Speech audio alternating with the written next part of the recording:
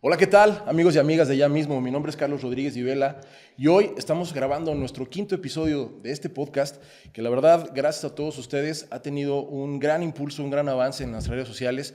De verdad que estamos súper comprometidos, nuestro equipo de producción y un servidor, en seguir generando contenido de calidad y sobre todo de mucha importancia para todas las personas que nos escuchan. El día de hoy exploraremos temas esenciales: sororidad, justicia y la lucha por los derechos humanos.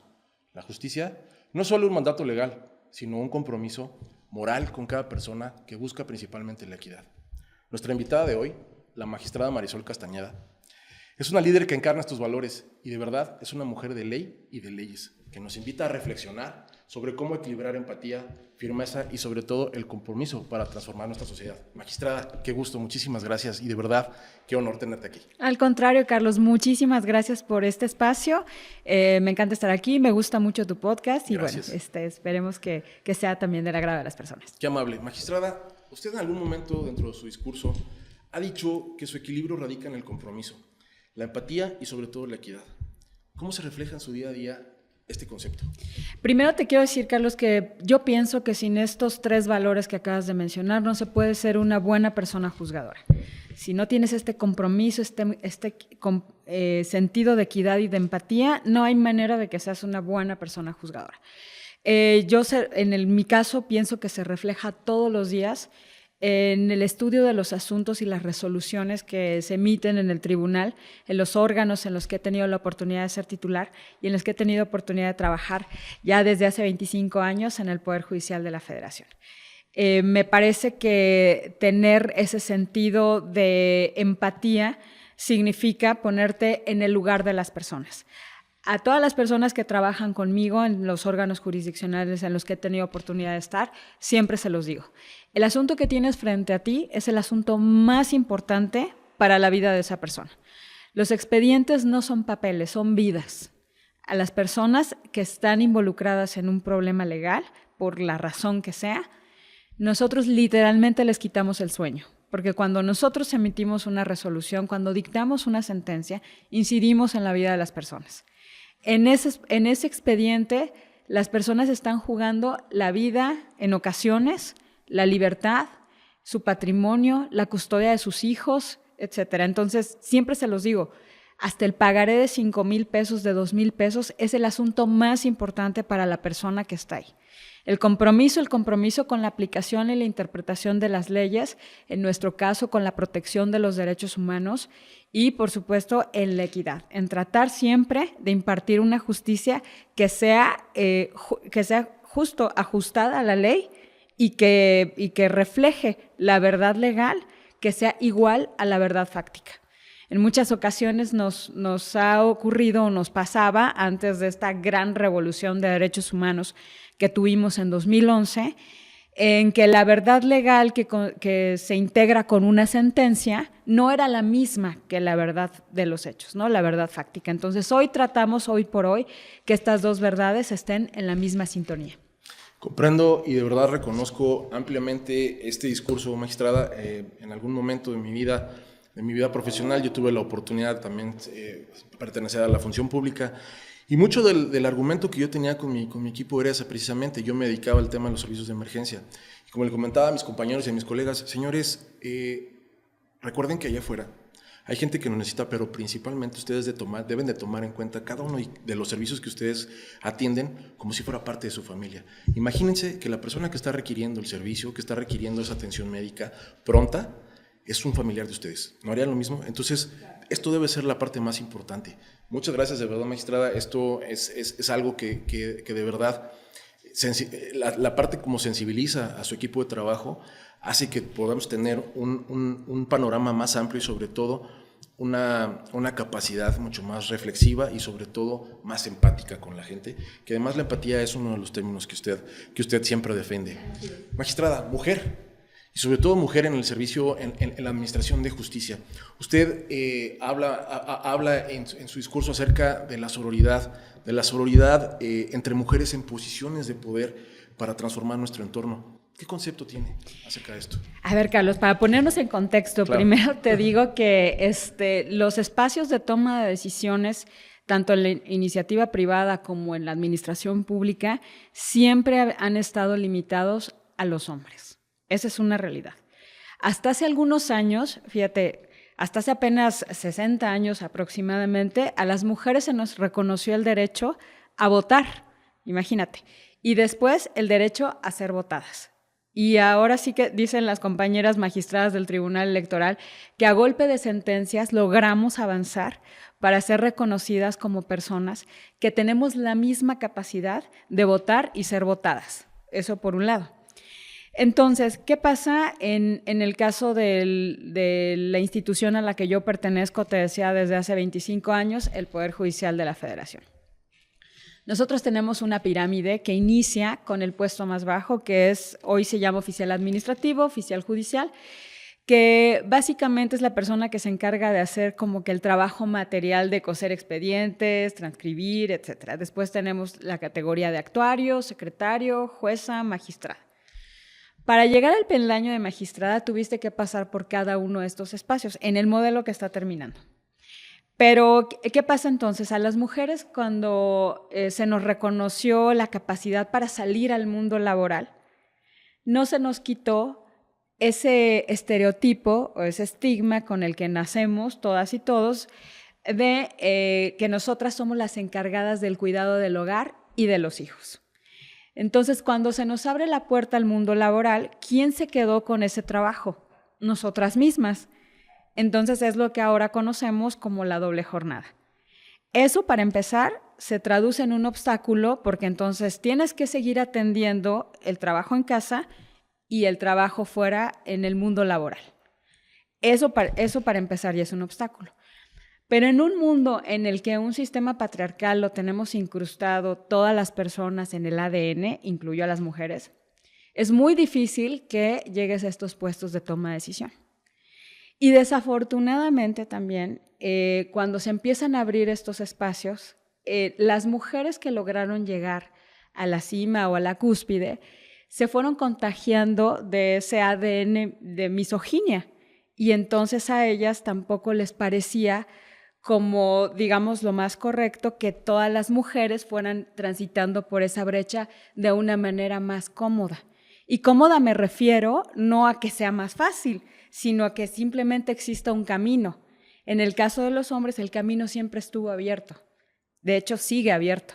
En el caso de las mujeres hay que empezar a abrir esa brecha y cuando algunas de estas mujeres lograron llegar a esa cúspide, a todas, no a todas, pero a algunas les pareció que lo correcto era que todas transitaran por el mismo camino espinoso para que pudieras llegar a ese espacio.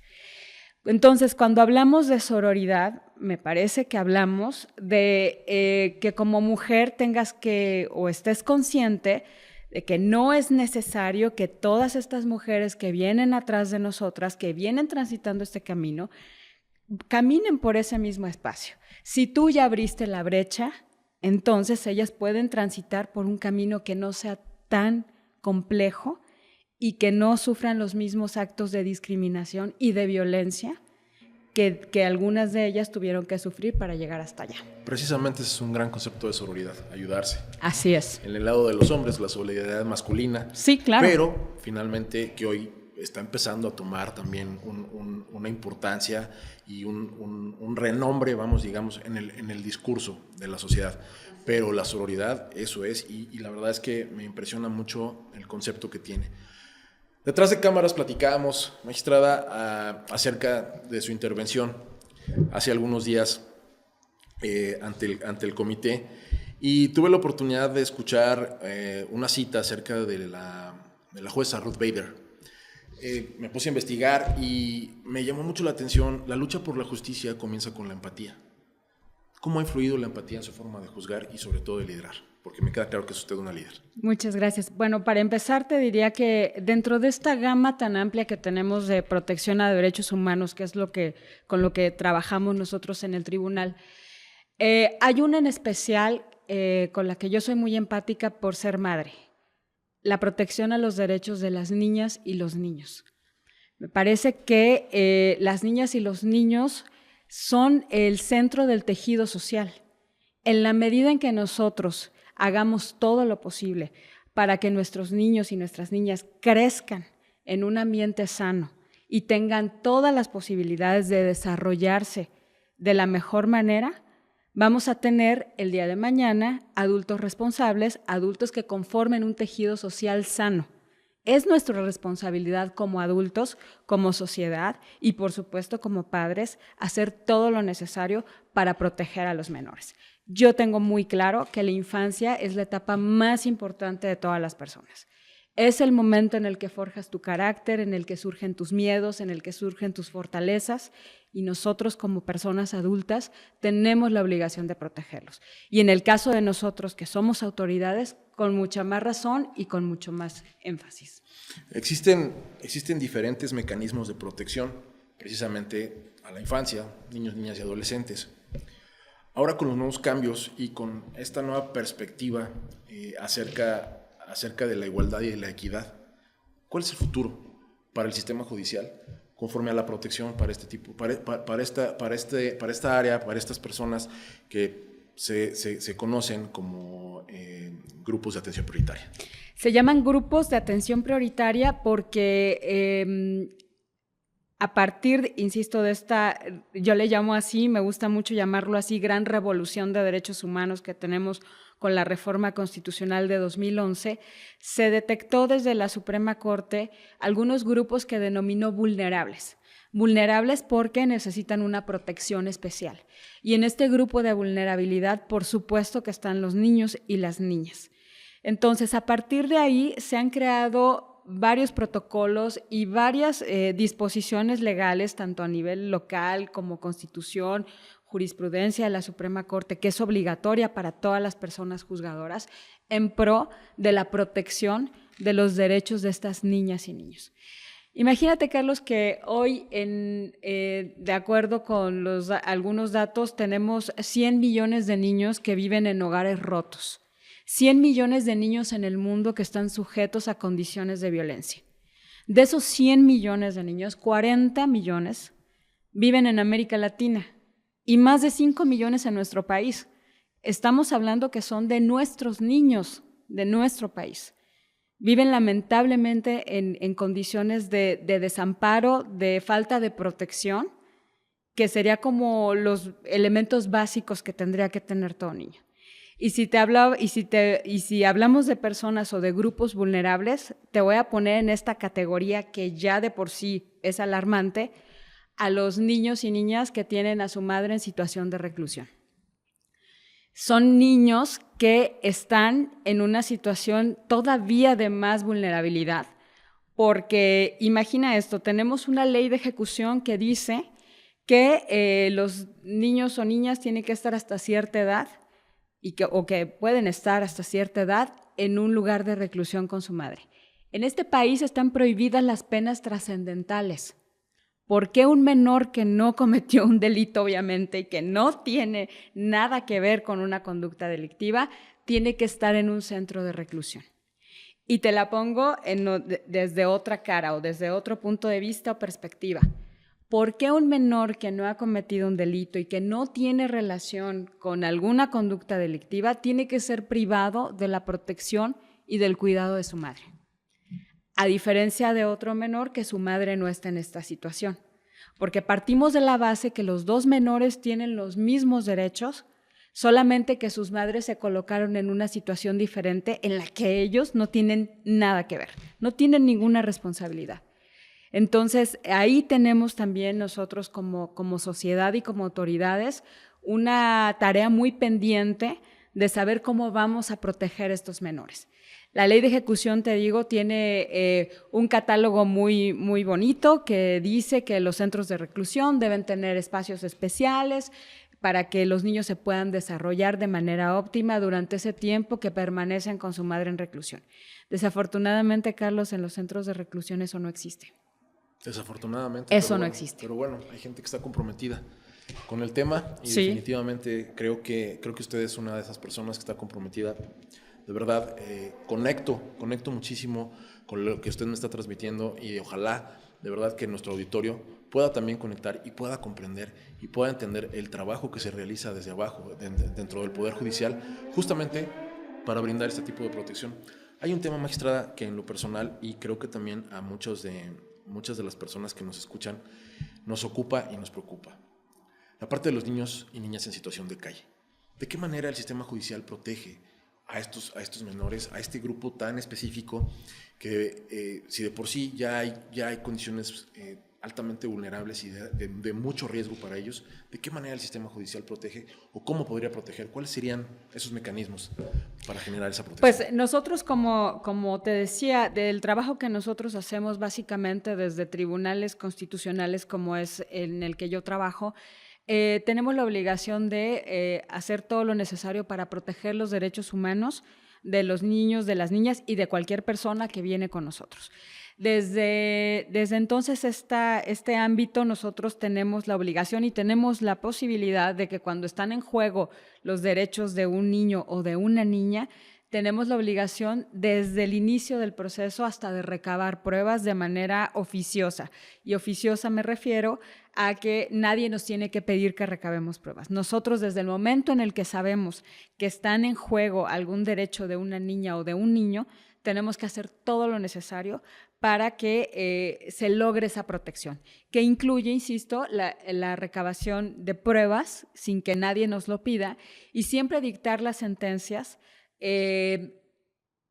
con la pretensión, nuestra pretensión final, nuestra pretensión última siempre tendrá que ser la protección de los derechos de estos niñas y niñas por encima del derecho, de la pretensión o de cualquier otra cuestión ajena, incluyendo a los padres. Es decir, si tenemos los derechos de los padres en juego frente a los de los niños, siempre vamos a preferir, evidentemente, el derecho de las infancias. Por supuesto. Usted mencionaba las infancias que no crecen con sanidad serán el tejido social degradado del mañana. Así es. Importante concepto, de verdad. Asimismo, desde su perspectiva, magistrada, ¿cómo puede el sistema judicial colaborar con otras instituciones en un modelo transversal para garantizar que los derechos de las niñas y niños no sean vulnerados? Tenemos que estar en coordinación con todas las autoridades. Y fíjate que hay un tema, que bueno que lo comentas, hay un tema que a mí me preocupa mucho también y con el que yo he estado tratando de exponerlo también en muchos espacios. Desde los juzgados y tribunales, insisto, es no solamente un mandato o algo que se nos ocurra, es una obligación.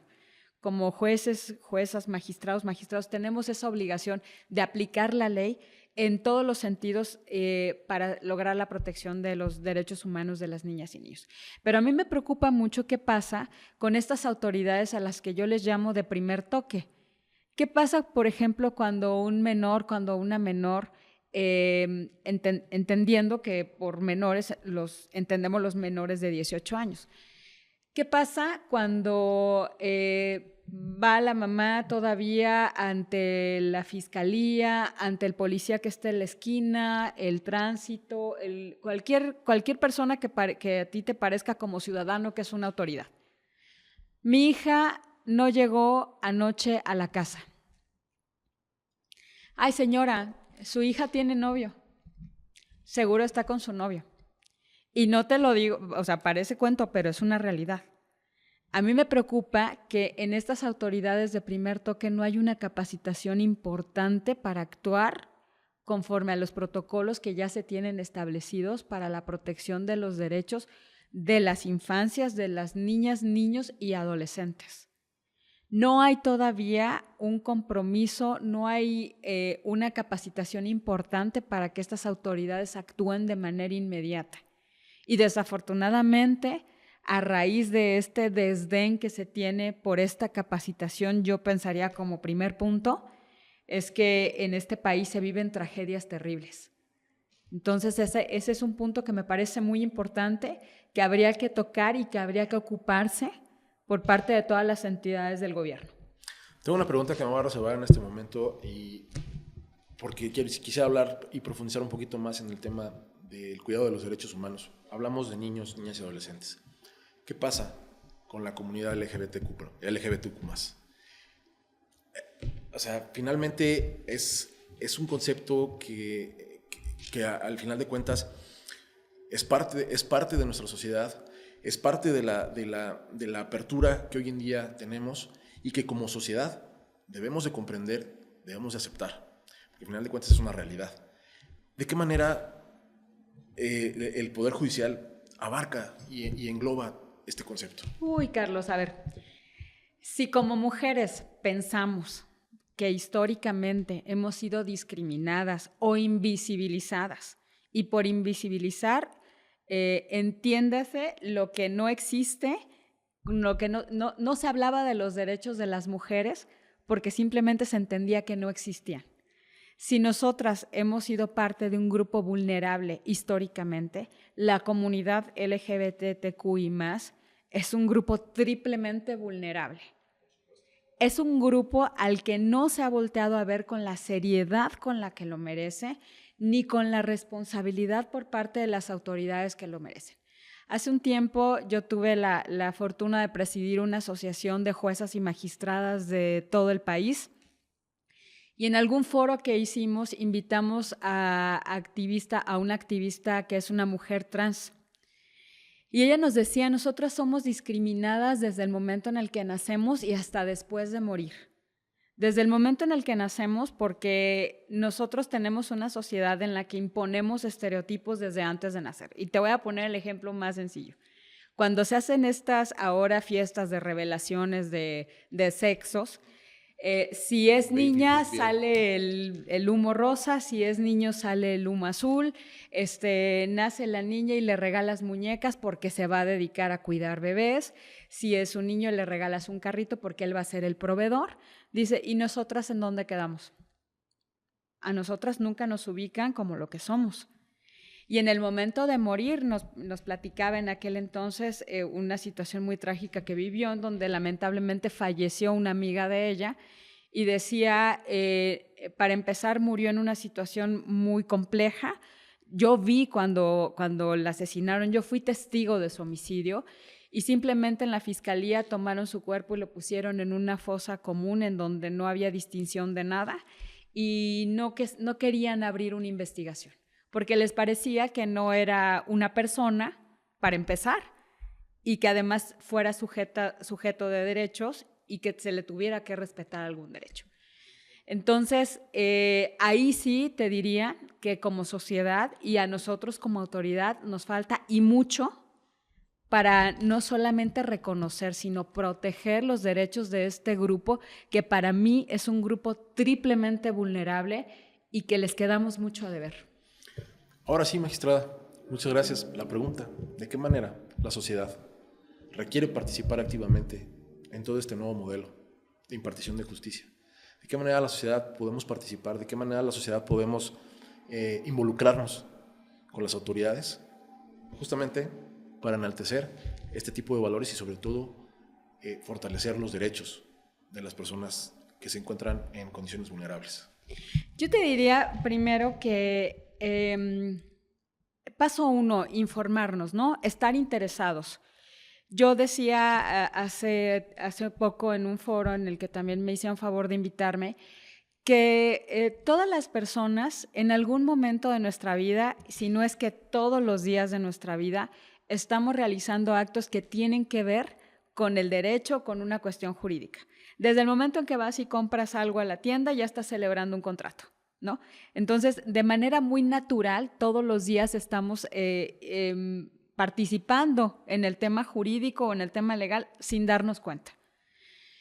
Yo pienso entonces que como sociedad también tenemos obligación de involucrarnos en los procesos. Hoy estamos viviendo un proceso en el que viene una transformación del Poder Judicial, no solamente federal, sino local.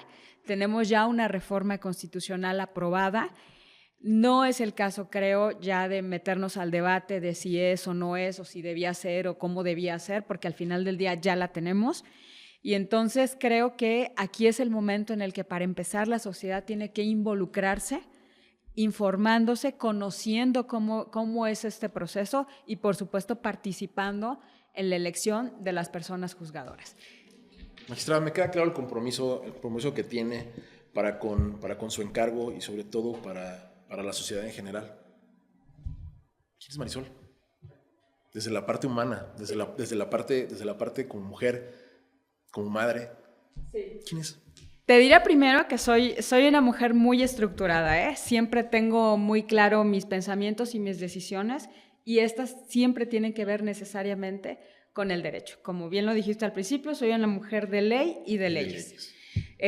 Soy una mujer muy sensible y muy empática con la protección de derechos de niñas y niños, como te lo he dicho, y soy una mujer muy comprometida con el trabajo en la impartición de justicia. Es mi vocación, yo nací y crecí en el Poder Judicial de la Federación. Como te decía, tengo 25 años en esta institución. Tengo una carrera judicial muy importante y muy sólida, de la que me siento muy orgullosa. Afortunadamente nunca he tenido alguna nota, observación, mucho menos recomendación, queja o denuncia en relación con mi trabajo. Y es algo que se construye, pienso, todos los días. Todos los días, desde que te levantas, te vas a trabajar, estudias los asuntos, hablas con tu gente, entras a una sesión. No es algo que se hace de un día para otro. Es un trabajo que se construye día a día.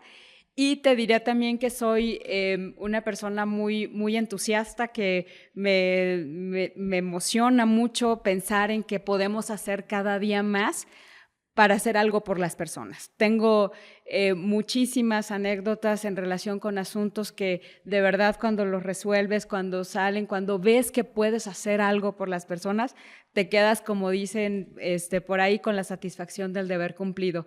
Y eso es algo bien bonito de nuestro trabajo, ¿sabes? Porque es un trabajo muy demandante, es un trabajo que no tiene horario.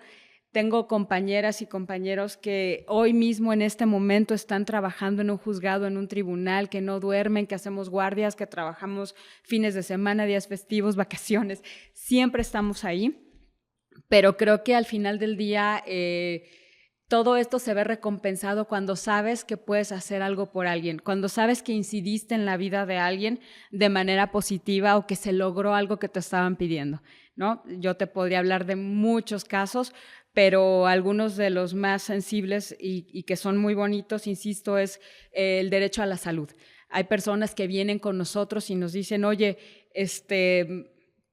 tengo esta condición médica y en el hospital público no me dan el medicamento que necesito. Nosotros, como autoridad, le ordenamos al hospital público que en ese momento se le otorgue el medicamento. Entonces, la verdad es que cuando pasan este tipo de situaciones, uno se siente muy satisfecho de saber que hizo algo bueno y algo que trascendió en la vida de otra persona. Sin duda alguna, el respeto a la investidura que representa, magistrada, pues es para mí muy importante, muy impactante. Sin embargo, con todo lo que hemos podido platicar a lo largo de esta entrevista, conecto profundamente con los conceptos y me siento en la necesidad de pedirle que me permita hablarte de tú, Marisol. Claro, por favor. De verdad, conecto tanto con tu discurso, con lo que dices. Noto ese compromiso y ese valor que tienes por el resto de las personas. De verdad que siento la necesidad de poderte hablar de tú. Gracias. Porque al final de cuentas, esa confianza que se genera hace que se puedan generar o que se puedan crear muchísimos más espacios, pero sobre todo más ángulos de convergencia, ¿no? ¿Sabes qué bueno que lo comentas? Porque la verdad es que pienso que la percepción del ciudadano, de las personas que no tienen que ver con el sistema judicial, es muy diferente. Lamentablemente es diferente porque no se ha tenido la oportunidad de tener esta apertura. Por eso te agradezco mucho este espacio. Y siempre se había visto, pienso, con esa idea errónea de que los jueces y magistrados somos personas lejanas, somos personas que estamos en otro espacio, que no tenemos esta sensibilidad, esta empatía, y eso no es cierto. Somos personas como cualquier otra, que simplemente estamos en este espacio porque es nuestra vocación, porque tenemos amor por esto que hacemos, pero somos como cualquier otra persona. Entonces, ojalá que este espacio también pueda servir para cambiar un poco esa percepción. Sí, romper paradigmas. Comprendo y coincido totalmente contigo en la forma de tu discurso. Este podcast precisamente fue creado por un servidor y por mi mis colaboradores, por mis compañeros, más que colaboradores, por mis compañeros, justamente como un espacio, como una ventana para transmitir, pero también para servir a través de comunicar. Hemos tenido la oportunidad de recibir a distintas personas y la semana pasada no es la excepción, recibimos a 2 personalidades que justamente son parte activa de la sociedad, pero con una limitante, y lo pongo entre comillas, que es vivir con la discapacidad auditiva. Entonces, de verdad que, híjole, estoy muy congratulado y me siento muy, muy bendecido. Yo soy una persona que cree en Dios, me siento muy bendecido de poder recibirte, sobre todo para poder tener el espacio de comunicar. Y después de esto, Marisol, si tú pudieras resumir en una frase, ¿cuál es tu misión? ¿Cuál sería? Mi misión en este espacio, en este momento de mi vida, sin duda, es llegar a incidir en muchísimas más personas con el resultado de mi trabajo. Sigo siendo una convencida de que cuando las cosas se hacen bien, necesariamente el resultado es bueno. A nosotros, te digo, nos llegan muchos asuntos en el que nos podemos sentir muy satisfechos del trabajo que hacemos.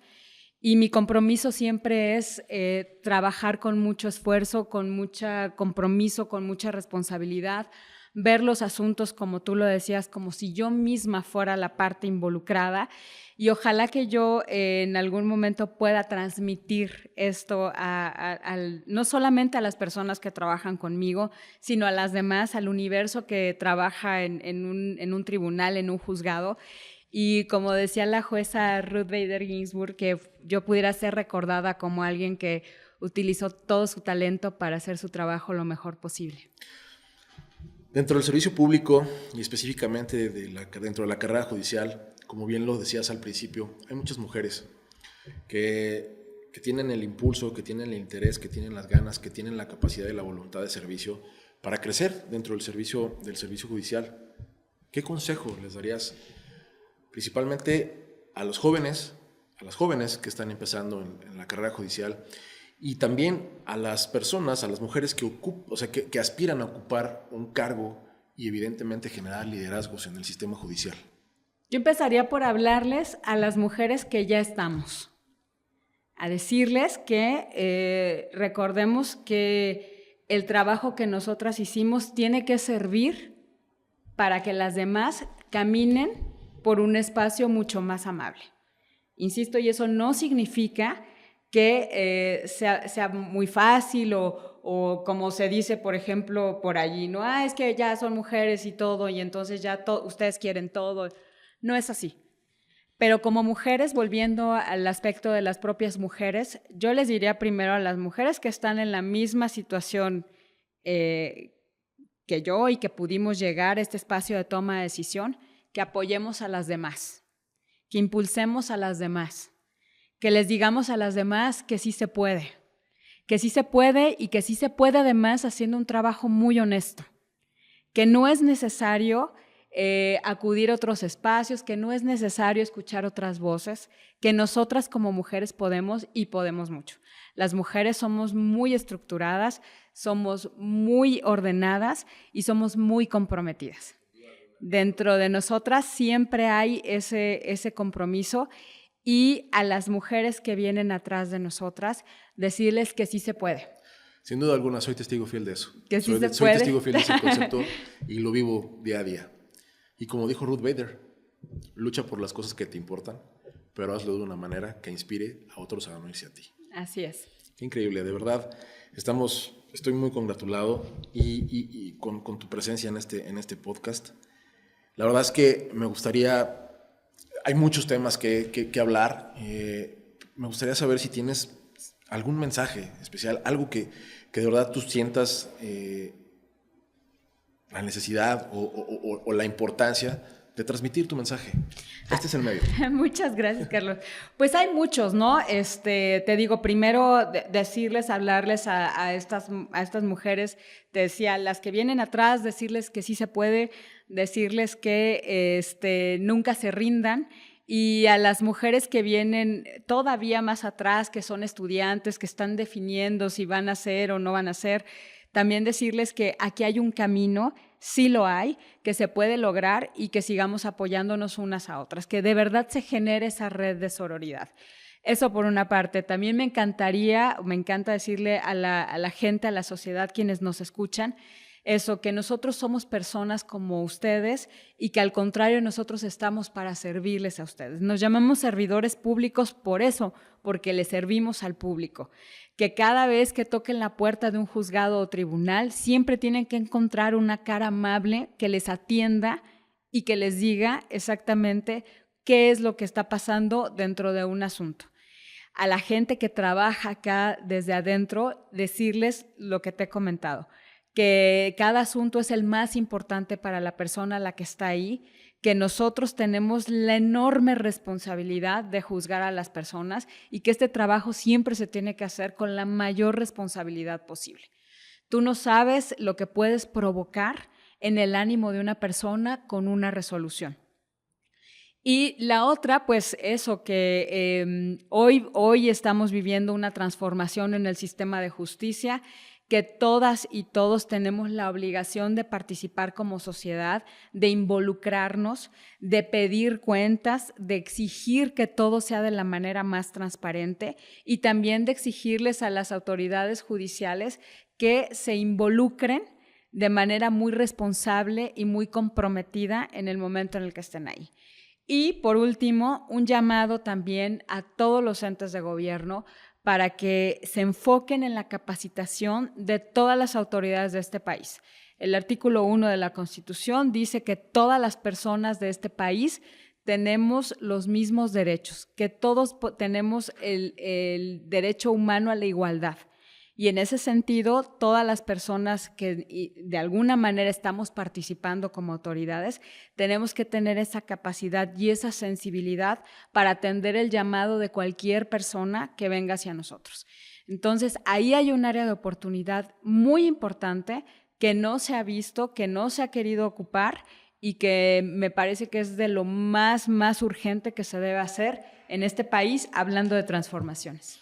Qué importante y qué privilegio conocer a una persona como tú, de verdad, que tiene el compromiso con su encargo, pero sobre todo que tiene ese empuje y también ese arrastre, ¿no? Al final de cuentas, y que ese compromiso justamente hace que Marisol crezca, se siga preparando, se siga capacitando y que que esté dotada de esa capacidad para transmitir su mensaje, que otros lo podamos recibir y que definitivamente podamos empatar, podamos compaginar y podamos involucrarnos como sociedad en tu discurso, pero finalmente en el deber ser. Sí, ¿no? Claro. Qué importante. De verdad, muchísimas gracias. Marisol, muchas personas hablan de su legado y cómo quieren ser recordadas. Yo hoy te quiero hacer una pregunta y es una pregunta delicada y discúlpame si a lo mejor profundizo en algo que a lo mejor no debería ser, pero creo que es importante. ¿Cómo te gustaría no ser recordada? Fíjate, hablábamos hace un momento de esta percepción, a mi modo de ver, incorrecta que tiene la ciudadanía sobre lo que somos nosotros como personas juzgadoras, y te voy a contar una anécdota. Cuando yo trabajaba en un tribunal en Guanajuato, que soy originaria de Guanajuato, yo era secretaria proyectista, hacía proyectos de sentencias. Y me acuerdo que todos los días llegaba un poco antes de las 9 de la mañana y veía llegar a una magistrada. Desde que ella llegaba en su coche con su chofer y ya había 2 personas esperándola en el estacionamiento. Una le cargaba la bolsa, otra le tomaba cualquier otra cosa que tuviera ella que llevar. Caminaba en un pasillo y ya había otras 2 personas esperándola al pie del edificio y otra abriéndole el elevador y dejándolo abierto para que ella pasara. Yo decía, justo eso es lo que yo nunca voy a hacer. No lo quiero hacer y no lo voy a hacer. Porque además yo pensaba, ¿qué se gana con eso? ¿Qué se gana? Que la gente diga, wow, viene una magistrada. Bueno, y eso justamente es lo que... Por favor, yo creo que en todo caso eso es lo que nos llevó a esta situación en la que las personas piensan que somos inalcanzables y nosotros somos personas como cualquier ciudadano. Te hablo de mi experiencia. O sea, cuando llegaste a este lugar, o sea, el hecho de decir la magistrada, wow, platicando, conecto contigo y siento la necesidad de conectar aún más, o sea, y de sentirme, o sea, me das la confianza de poder conectar contigo y poder, o sea, poder profundizar en temas que a lo mejor por el respeto y por justamente esa imagen que tenemos la sociedad de las personas que representan al Poder Judicial, no nos atrevemos a decir. Que al final yo te diría dos cosas. Uno, ya te había comentado, nosotros somos servidores públicos, o sea, nosotros servimos. No es que alguien me tenga que servir a mí, al contrario, yo te sirvo a ti. Esa es una. Y otra, a mí me parece como persona que es mucho más amable tener un trato así como el que tengo ahora contigo y que apenas tengo el gusto de conocerte, como con cualquier otra, ¿no? Y me parece que cuando tienes un trato, digamos, de la mayor normalidad posible, a veces hasta obtienes más de lo que podrías obtener, y ahorita me explico, cuando presentas esta imagen como de inalcanzable, ¿no? Tan solo cuando necesitas un vaso de agua y se lo pides a alguien, si se lo pides de mala manera, si se lo pides con un aire de, yo soy una superioridad, pues a lo mejor te lo dan por obligación o porque es su trabajo y no te lo dan con gusto. Pero cuando se lo pides con gusto, con buen ánimo, cuando lo pides por favor, las cosas fluyen de manera muy diferente. Y como bien dices, obtienes más y no es que tomes algo de la persona, sino obtienes uno mismo, considero que obtiene la posibilidad de mejorar en su calidad de vida. Así es. O sea, en el trato y en el acercamiento a las personas. Hay un concepto que yo he aprendido a lo largo de todos estos años también en el servicio público. Yo, dentro de mi experiencia como servidor, durante 27 años he servido como técnico en atención médica prehospitalaria, concretamente como paramédico. A la fecha sigo haciéndolo cuando tengo la oportunidad, porque pues, la agenda también, mi agenda laboral a veces no me lo permite, viajo mucho. Y he aprendido el concepto de humildad. Humildad, somos todos iguales. Es un valor. Es un valor. De hecho, es un valor. Claro, y es algo que a mí me define. ¿Sabes qué? Sí, a mí la verdad es que no solamente en mi vida profesional, sino también en mi vida personal, siempre me ha facilitado transitar con una actitud muy empática, muy normal, muy amable, porque eso también recibo de las personas. Y eso me parece que es algo que también habría que transmitir a los demás. Esta imagen de personas inalcanzables ha surgido precisamente a partir de estas conductas que esperemos ya dejar atrás y que todas y todos nos subamos a este mismo camino en el que digamos somos iguales, simplemente somos iguales. Yo tengo la gran responsabilidad de resolver tu problema legalmente, pero en realidad estamos hechos de lo mismo y somos las mismas personas de las que habla la Constitución y que dice que todos tenemos los mismos derechos. Y precisamente ese tipo de conductas de los servidores públicos son las que hacen que la gente se polarice, que la gente se moleste, que exista un entorno social, y eso definitivamente enrarece el ambiente, el medio ambiente social, el tejido social. Y la verdad es que considero que debe, o sea, cuando entendemos el concepto de humildad y más desde la parte del servicio público y transmitimos lo que tú nos estás transmitiendo, es una forma de mejorar nuestro entorno, de mejorar nuestra sociedad y de enaltecernos, primero que nada, como seres humanos y segundo, como miembros de una sociedad. Oye, te voy a platicar también otra anécdota. Me acuerdo que en alguna ocasión estaba yo en mi despacho, llega una persona, quieren hablar con usted. Pues claro, adelante. Yo siempre recibo a todas las personas, eso sí, jamás. Tú no tienes que pedir una cita para hablar conmigo. Yo estoy en el tribunal, tengo un horario de trabajo y si tú llegas y quieres hablar conmigo, yo siempre estoy disponible. Y en esa ocasión, bueno, lamentablemente en el trabajo de nosotros siempre tenemos a una parte inconforme y una parte que está conforme. ¿Por qué? Porque en un juicio es así. Hay una parte que pierde y hay una parte que gana, en términos generales. Y esta persona venía muy molesta porque habíamos dictado una resolución que no iba a favor de sus intereses. Era una resolución que se había dictado con apego a la ley y con apego a lo que existía en el juicio, etc. Yo estaba convencida de eso. Y llegó esta persona muy enojada y me dice... mi asistente me dice, pues es que hay una persona muy molesta porque este asunto, etcétera. Adelante, ¿qué pasa? Carlos, lo único que quería esa persona era que yo la escuchara. Era todo lo que quería. Me habló obviamente del problema, me dijo cómo había surgido ese problema, me dijo qué venía para él después de esta resolución. Yo lo dejé que hablara. Y al final, ¿sabes qué? Me dio las gracias. Simplemente por escucharlo.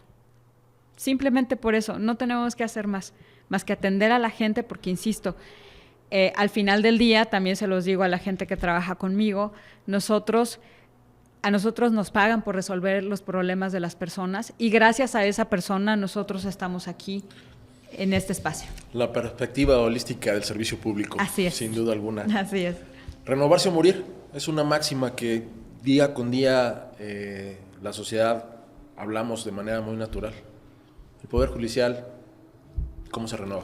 ¿Qué viene para el Poder Judicial? Estamos en una etapa de renovación, estamos en una etapa de transformación. Yo creo que también todos tenemos que tener muy claro que lo único seguro en esta vida es que todo cambia. Entonces, hoy estamos en una etapa de cambio, en una etapa de transformación, en la que, bueno, como te decía, ya tenemos un texto vigente en la Constitución. Viene un proceso de renovación de personas juzgadoras. Y bueno, me parece que, como te decía, yo tengo una carrera judicial sólida, muy importante, y como la mía existen muchas otras. Muchas otras.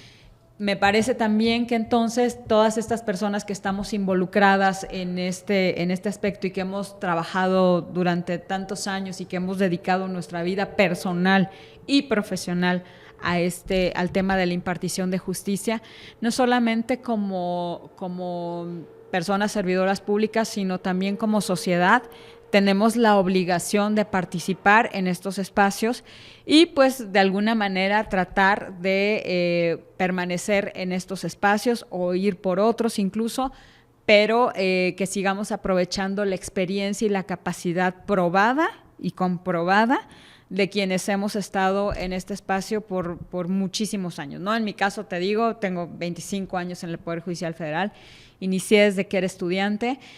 Y bueno, nada, esperemos que el resultado de este proceso sea el mejor. Tenemos que pensar siempre en eso. Yo sé que todo cambio genera muchas expectativas. Yo sé que los cambios a veces hay resistencias para que procedan, pero bueno, al final del día, insisto, ya estamos acá. Y nada, pensar en que tenemos una responsabilidad y permanecer en la institución creo que es lo mínimo que nosotros podríamos hacer después de tanto que nos ha dado, porque escucho a muchas personas decir, es que yo dejé mi vida en el Poder Judicial, sí, pero también el Poder Judicial Federal nos ha dado mucho y nos ha dado muchas satisfacciones. Entonces, creo que ese es nuestro compromiso, y de la ciudadanía también, ¿no? Que participe, que se informe, que sepa, que se elijan los mejores perfiles y que lleguen a ocupar estos espacios, las personas que tengan la capacidad probada y comprobada, pues para que el sistema de justicia de este país siga avanzando y se siga creando un sistema de protección de derechos humanos pues cada vez más amplio, ¿no? Qué importante es comunicar de manera asertiva y de verdad con tanta precisión tantas dudas que existen, ¿no? Acerca de los nuevos modelos. Y justamente hablabas acerca del modelo tridimensional de impartición de justicia. No sé si nos puedas abundar un poquito más en este concepto, claro, que me parece innovador y me parece muy importante poderlo conocer. Aquí tenemos que, insisto, tener muy claro una cuestión. Las personas que vienen a los juzgados y tribunales son la parte más importante de esta estructura. Es la parte más importante. Cuando yo hablo de un modelo de justicia así, es que estoy pretendiendo, que las personas se involucren ahora, en este momento, pues en la participación de una elección. Pero yo en algún momento también propuse, y ojalá que en algún momento pueda ser retomada también esta idea que tengo yo desde hace muchos años, de que se puedan hacer como una especie de comités ciudadanos, que en cada ocasión o de tiempo en tiempo vengan a exponer sus ideas frente a nosotros y nos hablen también de sus necesidades y nos cuestionen y nos pidan transparencia respecto del trabajo que estamos realizando. Hasta el día de hoy solamente existe un sistema de fiscalización, digamos, que ahora es el Consejo de la Judicatura Federal, que terminará sus funciones después de la elección, después vendrá un tribunal de disciplina, pero ¿dónde queda la ciudadanía? A mí me parece que también hay que escuchar a la ciudadanía y esto se logra a través de estos comités ciudadanos que también participen, que también nos cuestionen y que también nos pidan cuentas directamente, no a través de una institución gubernamental. Y otro de los aspectos más importantes en los que yo he venido trabajando ya desde hace muchos años, o ya desde hace un par de años y que lo he expuesto también en algunos espacios, es el tema de la utilización de la inteligencia artificial. Tenemos que subirnos al tren de la inteligencia artificial sí o sí. A mí me parece que el mayor problema que existe hoy por hoy en la impartición de justicia es el retraso en la impartición de justicia. Y como bien se dice, nada se parece más a la injusticia que la justicia tardía. La gente está harta de que sus juicios se retarden y lleves años y años y años en un litigio, y tienen toda la razón del mundo. Nadie se ha ocupado de resolver el tema del retraso en la impartición de justicia. Tenemos sí la implementación de sistemas orales que bueno, son muy bondadosos, yo siempre lo he dicho. Empezamos con el tema mercantil, pasó al sistema penal, ahora el sistema laboral, y hoy tenemos un Código Federal de Procedimientos Civiles que está por implementarse en todo el país. La justicia oral es una justicia muy bondadosa que elimina muchos obstáculos en los procesos. Sin embargo, todavía en ese proceso podemos encontrar algunos obstáculos que impiden que esta justicia llegue de manera pronta y expedita, como lo dice la Constitución, a las personas. Las personas tienen pavor de entrar a un proceso judicial tan solo por lo que implica, por el tiempo que implica que le resuelvas ese problema. Y me parece que utilizar la inteligencia artificial nos puede servir y de mucho para que esto pueda ser una realidad. Hoy, Carlos, desafortunadamente, y tú también lo debes saber, tenemos juzgados y tribunales rezagados en todo el país. ¿Cómo vamos a lograr quitar este obstáculo? La inteligencia artificial puede ser nuestra gran aliada. Hay muchos países en los que ya se está utilizando de manera, sí, moderada, obviamente. Hay muchas áreas de oportunidad, la gente se asusta y dice, ¿cómo crees? Y vamos a pasar a la justicia de los robots hasta el otro extremo, ¿no? No vamos a pasar a eso, obviamente. También en algunos países se ha establecido como un derecho humano la justicia, que se imparta justicia por una persona y no por un robot o por una computadora. Pero creo que sí podemos, este camino tan largo, este camino tan lleno de obstáculos, lo podemos hacer más amable utilizando la inteligencia artificial. Y te voy a poner un ejemplo. Para que puedas hacer o para que pueda llegar al dictado de una sentencia, un asunto, tiene que llevar pues muchos pasos. Pero el último paso en el que te sientas a analizar el asunto, a analizar las pruebas y a analizar toda la doctrina jurisprudencial que puede existir en relación con este tema, te puede llevar días, no horas, días. Si tenemos un sistema en el que nosotros mismos, es decir, el propio Poder Judicial, federal, local, cree un sistema en el que nosotros mismos vamos alimentando los algoritmos, podemos llegar a un momento en el que poniendo palabras claves tengas toda esta información en la que muchas veces te tardas tiempo en hacer la investigación. Estoy hablando entonces de la parte de maquilar las sentencias. Si nosotros logramos que sea una computadora quien nos ayude en ese trabajo, al final tú tendrás el producto de ese trabajo y como persona juzgadora, sí, por supuesto, analizarlo y saber que efectivamente están los elementos correctos en esa resolución. Y muchas personas se asustan y dicen, no, pero entonces, ¿qué va a pasar si el juez, el magistrado no se involucra en este proceso? No, es que sí nos vamos a involucrar. No es que se lo vayamos a dejar todo a una máquina. Sí nos vamos a involucrar porque es nuestra obligación, pero créeme que en este proceso, si nos hacemos más fácil este proceso, créeme que las cosas pueden funcionar de una manera distinta. Podríamos darnos cuenta en tiempo real ¿Por qué un juzgado tribunal se está llenando de asuntos? ¿Por qué se está rezagando un asunto? Y te voy a poner un ejemplo. Cuando yo era jueza en Cancún, en algún momento se empezaron a promover amparos en nombre de menores, alegando su derecho humano a la protección al ambiente, porque se habían dado unos permisos para hacer un desarrollo inmobiliario en una parte que es manglar. Se empezaron a promover miles de amparos, no uno, miles de amparos. Especulación inmobiliaria. Se empiezan a promover miles de amparos y en el Consejo de la Judicatura no se dieron cuenta hasta un año después, que vienen las visitas de inspección que nos hacen a nosotros cada año, que había un rezago muy importante en los juzgados. Y hasta entonces se dieron cuenta que era por este tipo de asuntos que tenían todos la misma sustancia, consistencia o problema legal, como le quieras llamar.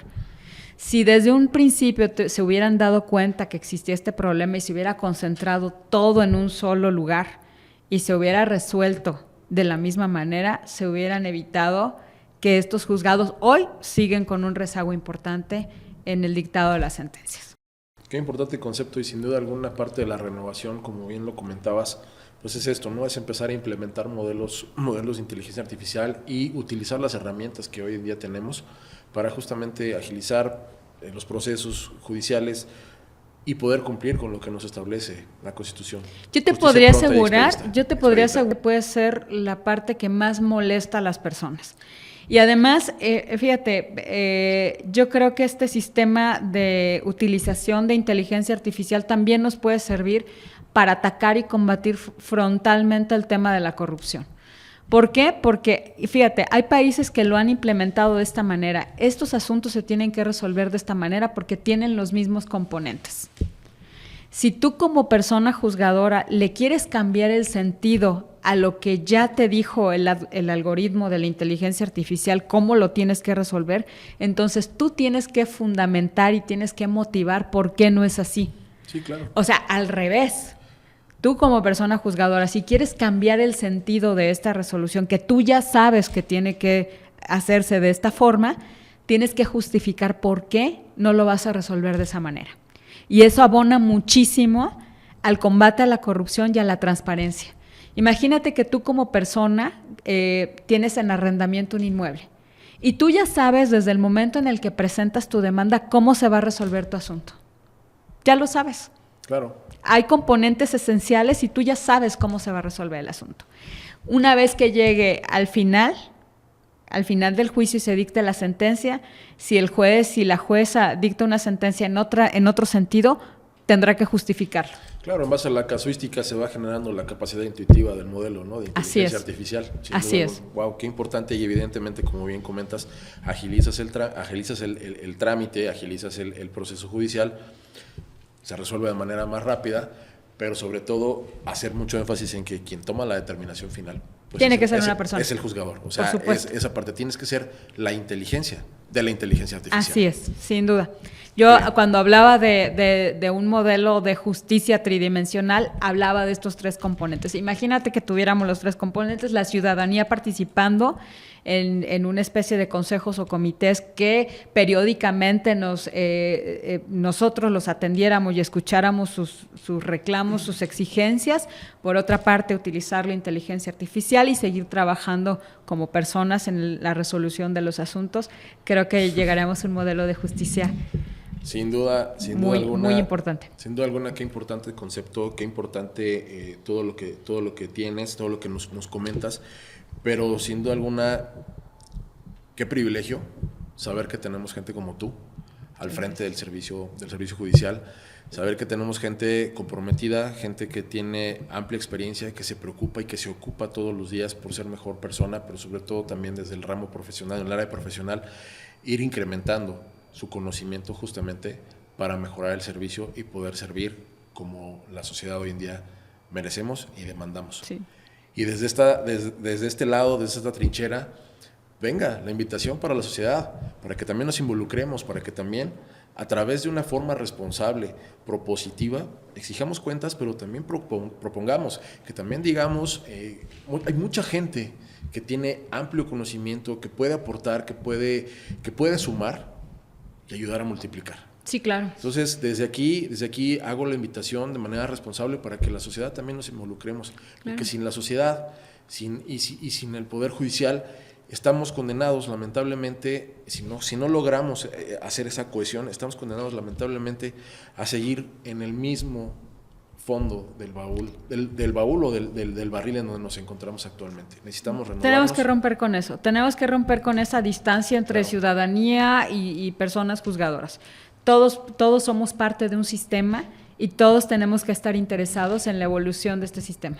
Es tiempo de romper paradigmas. Así es. Qué gusto, Marisol, de verdad. Y hay muchos temas más. Ojalá que en algún momento, si tu agenda lo permite, nos puedas volver a nutrir con tu participación en este podcast. Seguramente va a haber muchas dudas. Yo te pediría que podamos tener la línea de comunicación abierta, porque mucha gente nos va a preguntar, se va a interesar y seguramente tendremos mucho que preguntarte para poderle responder a nuestro auditorio. De verdad, con todo gusto. No tienes idea cuánto te agradezco y no sabes qué gusto conocerte, saber que gente como tú protege y tutela nuestros derechos.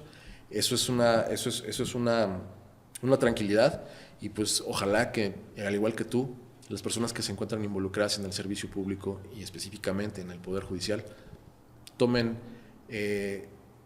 con la seriedad que merece su puesto, tomen con la seriedad que merece su trabajo, su colaboración, pero sobre todo que sean siempre conscientes de su lado humano y de que finalmente todos somos iguales, solamente estamos participando en distintos escenarios. En espacios diferentes, claro. Muchas gracias, Carlos. Claro que sí. Cuando gustes estoy a la orden y me encantará volver acá contigo y responder todas las preguntas. Encantado. Esta es tu casa. Qué gusto, de verdad. Gracias. Muchísimas gracias y mucho éxito. Gracias. Gracias.